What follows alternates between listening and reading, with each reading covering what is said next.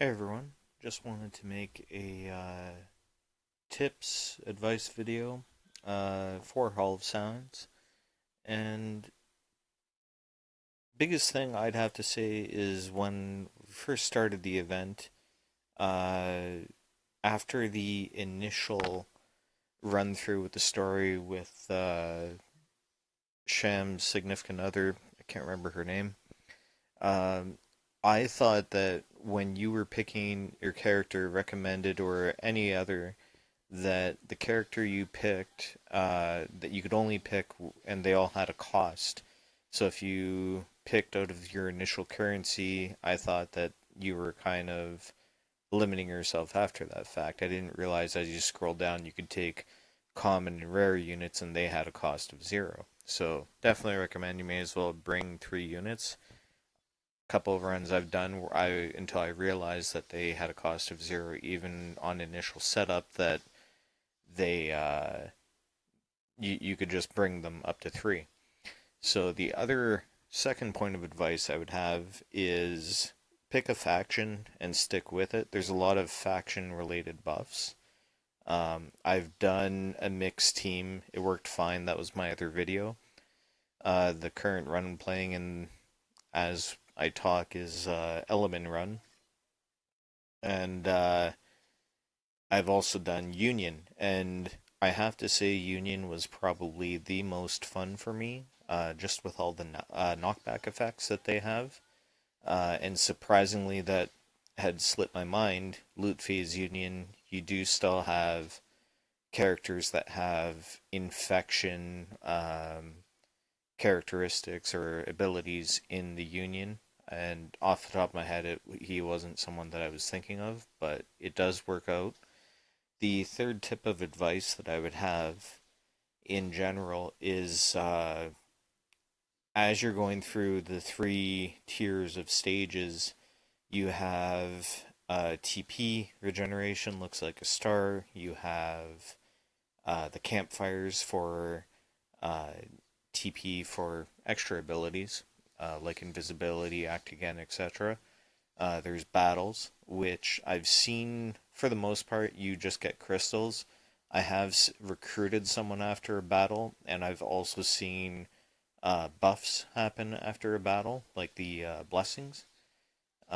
Those are much rarer. I think I've only seen one of each once, but it does happen. Um, I would strongly recommend, especially once you've farmed the event a bit and you have crystals are less of an issue. I would focus more just on building your TP. Make sure you have enough tactical points for your generic 3 tactician abilities, the beginner, intermediate, advanced, and just accrue blessings. If they're faction based, those are pretty strong. The third point of advice I have is more tied into blessings, and that's the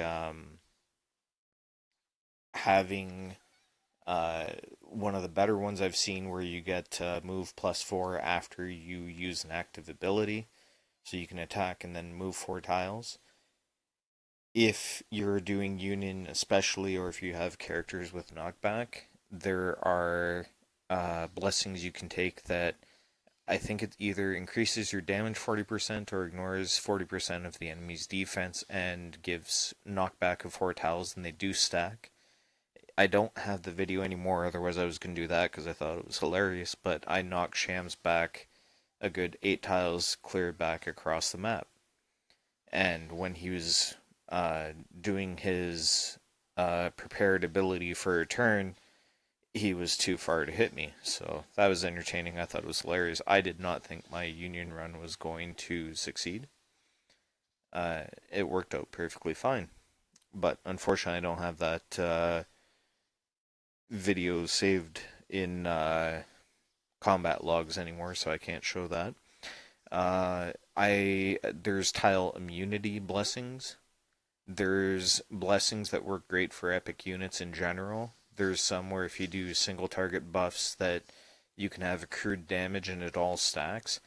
So even if a blessing doesn't necessarily apply to you, if it's reduced damage, HP buff, or damage increase of 10%, you can still take it and it still applies, but the added effect may not apply. There's control, tile blessings for extra damage. Control, extra damage would be if you have, say, Pooch and she's taunted. Other control debuffs include Yennefer.